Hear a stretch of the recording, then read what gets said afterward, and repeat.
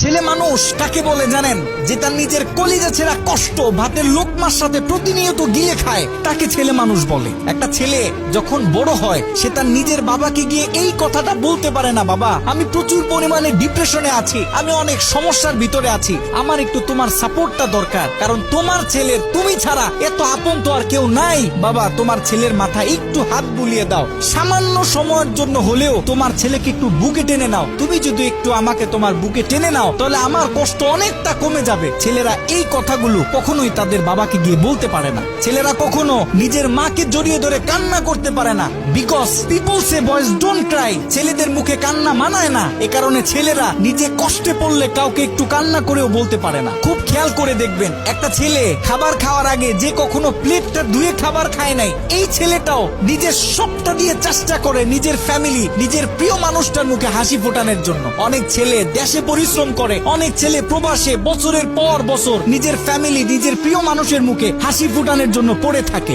দিন শেষে ছেলেদের মুখে হাসি ফোটানোর মতো কাউকে পাওয়া যায় না। আমি মনে করি boys are the best actor in the world. এই পৃথিবীতে ছেলেরা হচ্ছে সব থেকে বড় অভিনেতা, কারণ ছেলেরা নিজেদের বুকে হাজারো লক্ষ কষ্ট পুঁতে রেখেও মুখে হাসি নিয়ে চলে, কারণ সে জানে আজকে আমি যদি ভেঙে পড়ি তাহলে আমার পুরো ফ্যামিলিটা অস্তিত্বহীন হয়ে যাবে।